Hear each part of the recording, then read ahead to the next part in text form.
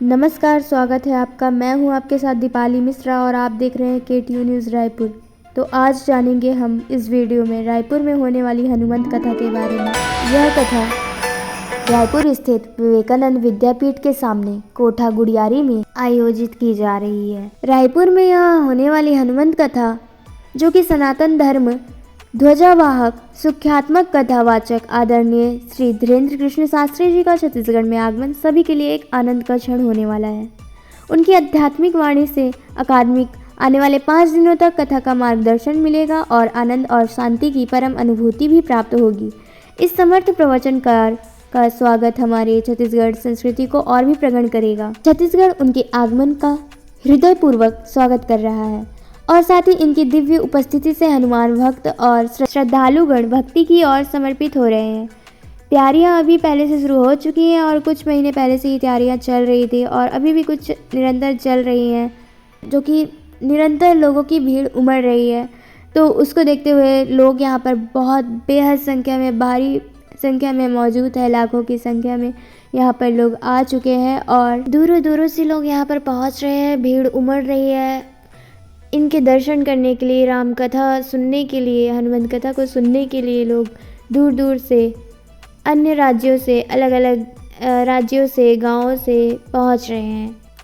तो लोग उनके आने का बेसब्री से इंतज़ार कर रहे थे, जो कि महाराज जी कथा सुनाने वाले थे और लाखों हज़ारों की संख्या में भीड़ उमड़ी रही। उनकी आने की तैयारियां भी शुरू कर दी गई थी। बहुत सारे लोग उनके आने की प्रतीक्षा में लगे हुए थे और आगामी 5 दिनों तक सारे भक्तगणों को, श्रद्धालुओं को उनसे हनुमंत कथा सुनने का मौका प्राप्त होगा। श्री हनुमान कथा का दिव्य दरबार कथा व्यास से बागेश्वर धाम के पीठाधीश्वर के पावन मुख से परम पूज्य पंडित श्री धीरेन्द्र कृष्ण शास्त्री जी द्वारा कथा सुनाई जाएगी। वह इस कथा में कन्या विवाह महोत्सव, पूर्व सैनिक सम्मान और 11 लाख दीप प्रज्वल, भव्य आतिशबाजी व लेजर लाइट शो का इस कथा के माध्यम से कार्यक्रम आयोजित किया जा रहा है, जिसे श्रद्धालुगण व जन जन देखने के लिए उत्साहित है। इस भव्य कथा का आयोजन आर्मी फाउंडेशन व स्वर्गवासी पुरुषोत्तम अग्रवाल द्वारा व भारतीय जनता पार्टी के नेता प्रवक्ता बसंत लाल अग्रवाल जी द्वारा इस भव्य कथा का आयोजन करवाया जा रहा है। यह कथा दोपहर 3 बजे से शाम 7 बजे तक होने वाली है। वहीं इस कथा की शुरुआत के पहले दिन कलश शोभा यात्रा द्वारा निकालकर शुरुआत की गई। वह भव्य स्वागत के साथ श्री राम मंदिर की चर्चा की गई। वहीं शाम को आरती के बाद लेजर लाइट शो का भी कार्यक्रम किया गया। वह 11 लाख दीप प्रज्वल किए गए और लेजर शो भी किया गया। यह खास इसलिए भी रहा क्योंकि 22 जनवरी को अयोध्या श्री राम मंदिर का निर्माण का उद्घाटन किया गया, जो कि अयोध्या में श्री राम की प्राण प्रतिष्ठा के ऐतिहासिक अवसर पर रायपुर के बागेश्वर धाम सरकार कथा स्थल कोटा में 11,11,1111 दीपक प्रज्वल किए गए और यह, जो कि बहुत ही महत्वपूर्ण क्षण है और ऐतिहासिक भक्ति का समारोह था, जो कि एकदम यादगार पल था। लोगों के लिए बहुत अच्छा, सुखद, शांति, भक्तिमय रहा और दीपक के प्रज्वलन से समूची छत्तीसगढ़ की पूर्ण धरा जगमगा उठी और मानो ऐसे आदित्य क्षण में भक्ति और समर्पण की नई ऊंचाइयों को छूने का एक अवसर प्राप्त हुआ।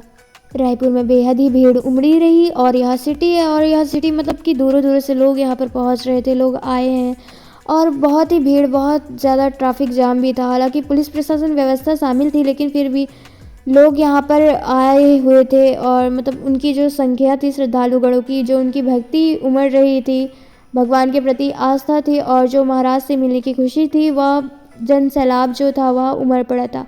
लाखों की संख्या में लोग जो है वह दूर दूर से पहुंच रहे थे यहाँ पर कथा को सुनने के लिए, महाराज जी के दर्शन प्राप्त करने के लिए लोग यहाँ पर मौजूद रहे। वह बताया जा रहा है कि जो लोग नहीं भी आ सके वह सब इस कथा का आनंद लाइव टीवी प्रसारण, लाइव संस्करण, टीवी, मोबाइल के माध्यम से अपने घर बैठे इस कथा का जो परस्पान कर सकते थे। वह संस्कार टीवी चैनल के माध्यम से भी लोग कथा का आनंद ले रहे थे। तो जैसे ही महाराज जी रायपुर पहुँचे, वैसे ही जनसैलाब उमड़ पड़ा और भारी संख्या में लोग वहाँ पर मौजूद रहे उनके दर्शन प्राप्त करने के लिए। प्रथम दिवस में अयोध्या श्री राम मंदिर की प्राण प्रतिष्ठा के ऐतिहासिक अवसर पर रायपुर के बागेश्वर धाम सरकार कथा स्थल कोटा में 11,11,1111 दीपक प्रज्वल का ऐतिहासिक भक्तिमय समारोह हुआ, जो श्री राम के प्रति भक्ति के भावनाओं का समर्पण रहा। यह उत्सव श्री राम के आराधकों के बीच अत्यंत आनंद और भक्ति के साथ मनाया गया। 11,11,1111 दीपकों के प्रज्वलन से आज समूचे छत्तीसगढ़ की पुण्य धरा जगमगा उठी। इस आदित्य क्षण में भक्ति और समर्पण की नई ऊंचाइयों को छूने का अवसर मिला। इसी के साथ सभी को श्री राम मंदिर अयोध्या व धाम प्राण प्रतिष्ठा की मंगलमय शुभकामनाएं भी दी गई। वहीं कथा के द्वितीय दिवस पर सनातन धर्म के ध्वजावाहक आदरणीय पंडित धीरेन्द्र कृष्ण शास्त्री जी के सानिध्य में आयोजित 5 दिवसीय हनुमंत कथा के दूसरे दिवस पर श्री व्यासपीठ के पूजा अर्चना के पश्चात दिव्य कथा का आरंभ हुआ। इस आदित्य सत्संग के माध्यम से श्रद्धालुओं को आध्यात्मिक सफलता की दिशा में मार्गदर्शन मिला।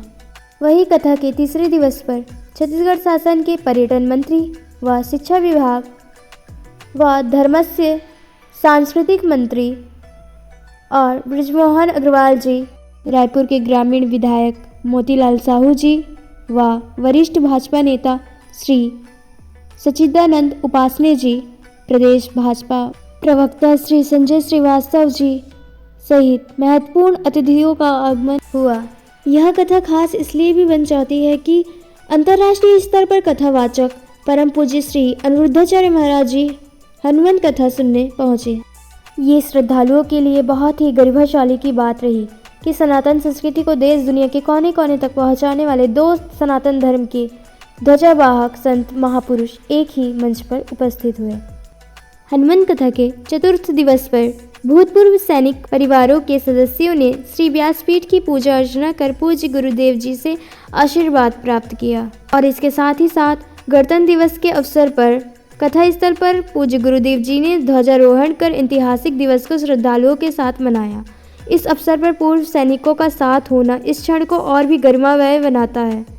उनकी सेवा और बलिदान को सम्मानित करते हुए पूज्य गुरुदेव जी ने सभी को गणतंत्र दिवस की शुभकामनाएं भी प्रेषित की थी।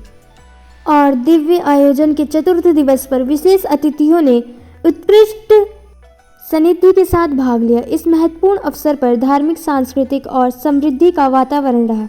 सभी उपस्थित महानुभाव